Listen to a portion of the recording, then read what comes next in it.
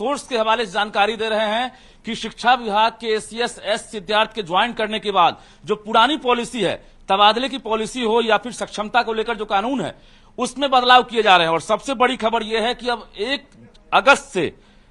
अगस्त से सभी शिक्षकों की अब काउंसलिंग होगी।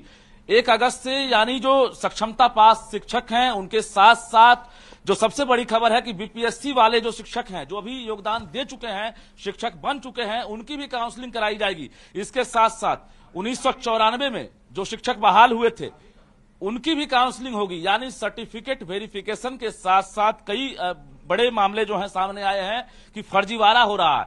ऐसे में सर्टिफिकेट वेरिफिकेशन और सेंट्रलाइज्ड सर्टिफिकेट को लेकर भी शिक्षा विभाग ने फैसला लिया है कि सक्षमता पास जो नियोजित शिक्षक है उनके साथ साथ बीपीएससी पास वाले और 94 में बहाल जो शिक्षक हैं उनकी भी काउंसलिंग होगी और सभी का तबादला होगा।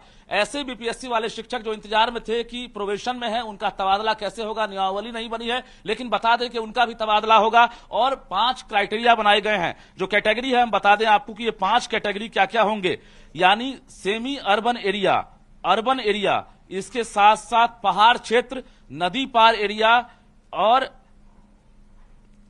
Rural area. तो ये 5 एरिया तैयार किए गए हैं जहां पर कैटेगराइज किया गया है शिक्षकों को कि 40 वर्ष से कम उम्र के जो पुरुष हैं उन्हें पहाड़ क्षेत्र या नदी पार एरिया में उनकी पोस्टिंग हो सकती है, उनका तबादला हो सकता है।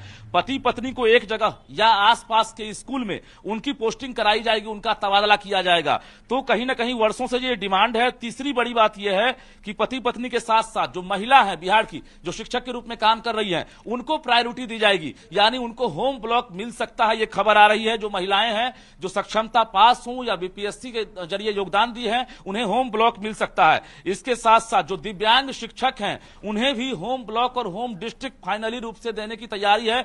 यानी दिव्यांग को पूरी तरह से ख्याल रखा जाएगा और दिव्यांग कैंडिडेट से भी आवेदन लिए जाएंगे, महिलाओं से आवेदन लिए जाएंगे और इसके साथ साथ जो पति पत्नी हैं उन्हें भी आवेदन देना होगा कि एक जगह उन्हें उनकी पोस्टिंग हो सके। 1 तारीख से यानी 1 अगस्त से पूरे बिहार में ये काउंसलिंग शुरू हो रही है। लोग सवाल पूछ रहे थे न्यूज 18 से भी, लगातार सरकार से भी, कि आखिर काउंसलिंग कब होगी। सक्षमता पास होने के बाद शिक्षक इंतजार कर रहे थे, लेकिन अचानक ये बड़ी खबर आ रही है कि अब सिर्फ सक्षमता पास नहीं बल्कि बिहार के बीपीएससी शिक्षक हों या नियोजित शिक्षक हों या 94 में बहाल शिक्षक हों, उनकी एक साथ काउंसलिंग होगी। उसके बाद नए सिरे से पोस्टिंग होगी। जो नई कमेटी बनी है शिक्षा विभाग की, 4 सदस्यीय कमेटी, जो शिक्षा विभाग के सचिव हैं और माध्यमिक निदेशक हैं वैद्यनाथ यादव, उनकी अध्यक्षता में यह कमेटी गठित की गई है। और इसके साथ साथ कमेटी ने पहली बैठक कर ली थी। आज दूसरी बैठक जैसे ही खत्म हुई है, एसीएस एस सिद्धार्थ ने फीडबैक लिया है और एसीएस एस सिद्धार्थ ने ही ये एक तरह से इंटरनल फैसला ले लिया है कि अब जो है 1 तारीख से हम काउंसलिंग करेंगे। पूरे बिहार के अलग अलग जिलों में ये तैयारी शुरू होगी।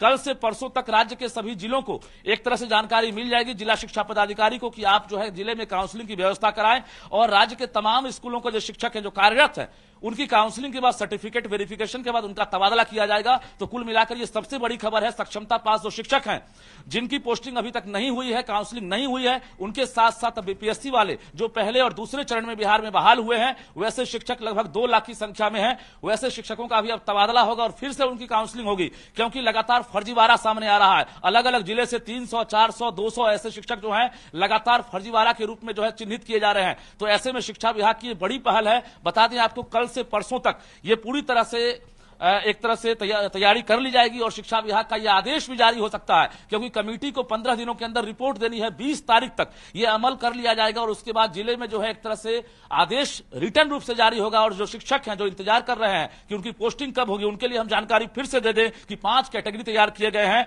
महिलाओं के लिए, दिव्यांग के लिए और पति पत्नी के लिए। इसके साथ साथ 40 वर्ष से कम उम्र के जो शिक्षक हैं उनके लिए नदी पहाड़ वाला एरिया, पहाड़ क्षेत्र, रूरल एरिया, इसके साथ साथ semi urban area, urban area, ये 5 क्राइटेरिया तैयार किए गए हैं और इसी के आधार पर अब जो है उनका तबादला किया जाएगा। तो शिक्षा विभाग के सोर्सेज के जरिए सबसे बड़ी एक्सक्लूसिव खबर हम दे रहे हैं कि अब काउंसलिंग का आपको इंतजार नहीं करना होगा। 2024 के आखिरी तक आप लोग अपने अपने नए जगहों पर पदस्थापित रहेंगे और इसके साथ साथ आप नए जगहों पर योगदान कर चुके होंगे। ये सरकार का टारगेट है, क्योंकि टीआरई 4 की भी तैयारी सरकार करेगी और टीआरई 3 की परीक्षा भी होनी है। लेकिन उससे पहले जो ये प्रक्रिया है, जो बहाल शिक्षक है उनकी अब पोस्टिंग कर ली जाएगी, जिसको लेकर शिक्षा विभाग युद्ध स्तर से तैयारी में जुट गया है। ये गोपनीय रखा गया है, अब तक मीडिया को ये जानकारी नहीं दी गई है, लेकिन सोर्सेज के हवाले हम खबर दे रहे हैं। 1 अगस्त से बिहार के अलग अलग जिलों में काउंसलिंग होगी और राज्य के जो 4.25 लाख जो नियोजित शिक्षक जो इंतजार कर रहे थे, जो सक्षमता 2 के लिए भी इंतजार कर रहे हैं, उनके लिए भी हम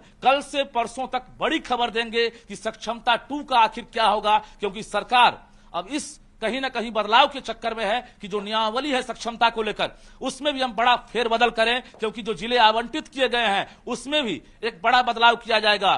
फर्स्ट चॉइस, सेकंड चॉइस और थर्ड चॉइस को लेकर लगातार सवाल उठ रहा था कि हमें फर्स्ट चॉइस नहीं मिला, सेकंड नहीं मिला, थर्ड नहीं मिला या मिला।